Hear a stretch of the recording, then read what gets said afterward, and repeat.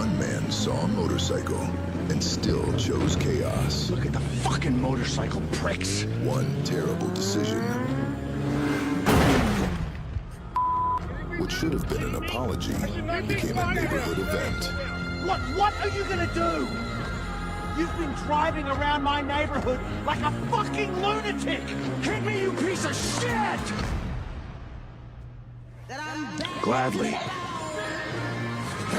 This summer, don't be a little bit. I never did like that neighbor. That's hilarious. I don't care what side of the fence you're on. That one, a few months ago, this happened, and I thought it was just, I saw it, and I was like, just a great reminder to remind your neighbors to not mess around with you if you're, if you're capable. All right, let's see what's going on. Data center being built across the street. Developer says property values will go up. What do you think? Talk about shitty neighbors, right? Now, the developer's like, it's going to go up no matter what, so you might as well deal with it, right?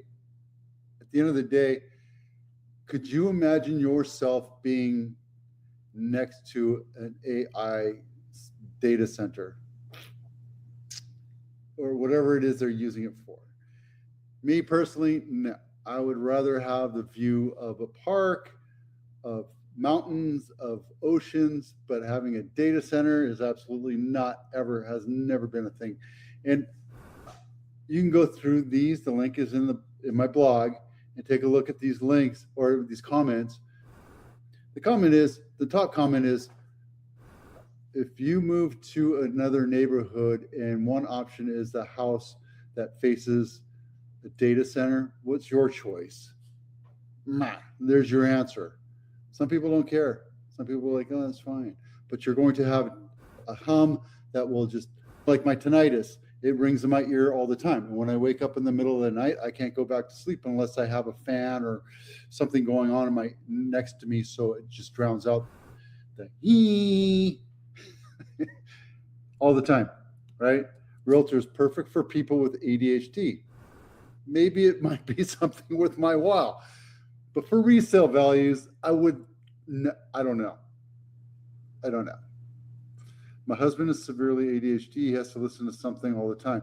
Maybe that's what I have, is ADHD.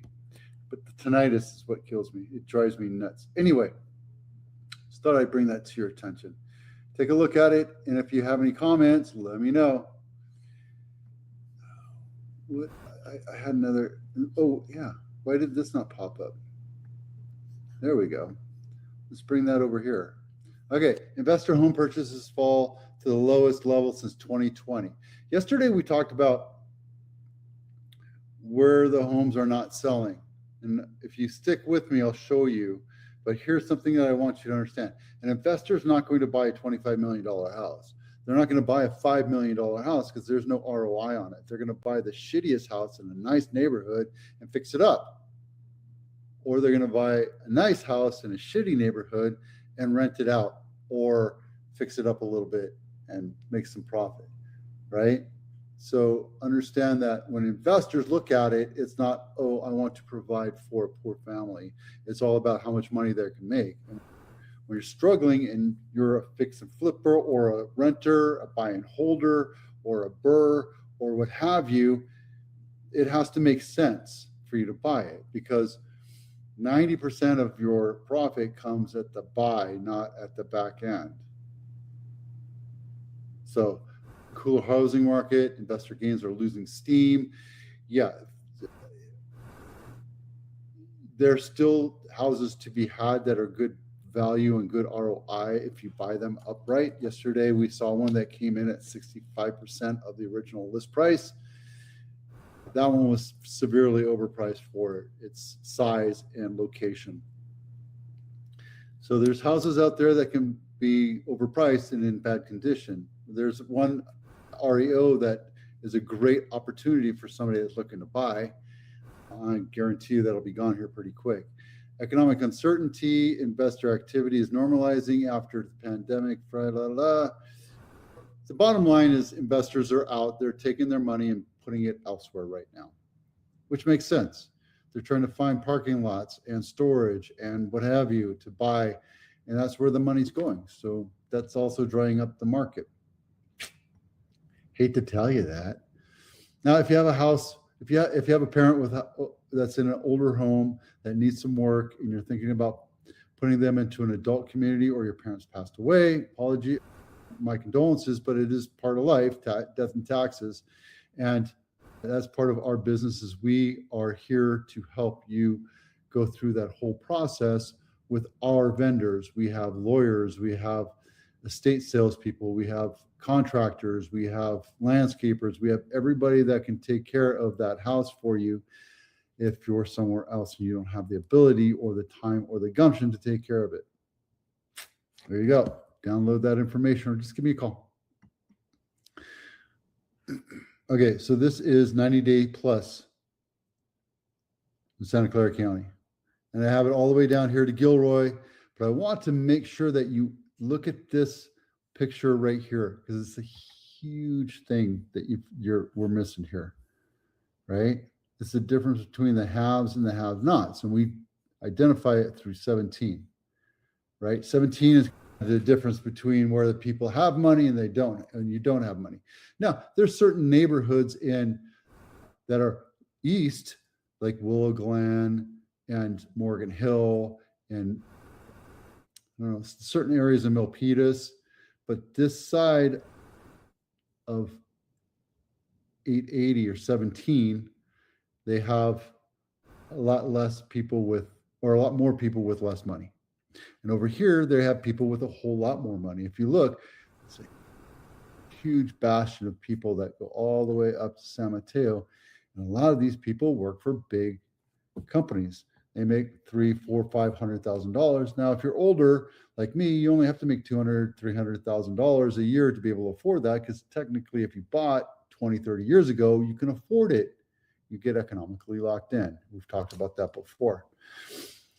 That said, there's still houses that are overpriced or in poorer neighborhoods, not the greatest neighborhood like EPA, where houses are just overpriced based on seller ego, or what have you.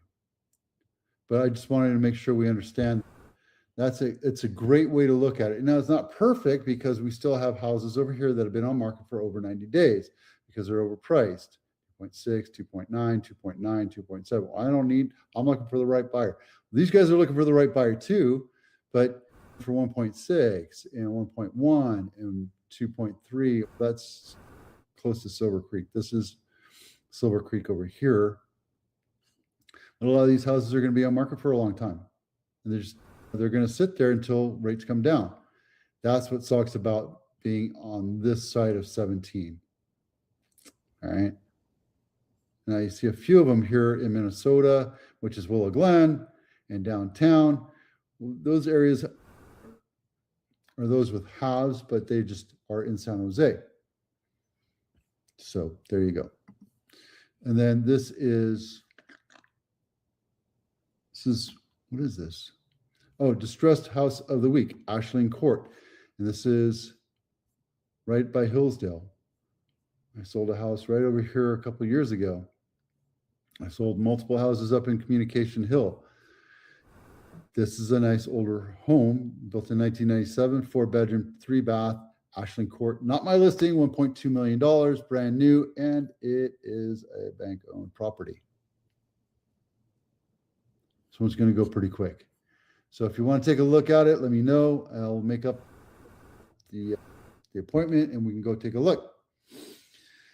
And here are the 40 days on market, 90-day report. You can see that this number is getting higher and higher, and it's going to continue to go high. 326 hasn't been that high in a long time. Those are the number of single-family homes in Santa Clara County that have gone over 40 days on market. San Jose weekly charts. The numbers situated, going up and down a little bit, but these are homes for sale right now. I think that number is going to start falling down because we did not see a selling season. It was a matter of a weekend that we had when rates went down to 5.99, and the market shuttered, had a little earthquake, and then rate went right back up, and then rates have been slowly creeping up. And those houses that are on, those people that can't really afford nice, bigger houses, more expensive houses, are stuck here, and they're still stuck not being able to afford it. Same thing in Santa Clara County. We're going to see our inventory start to shrink in the next couple of weeks. So there you go. And these are all on my blog. All right. That's it for now. That's it for now. Thanks for watching. I'm Vito with Abitano. We'll see you out there.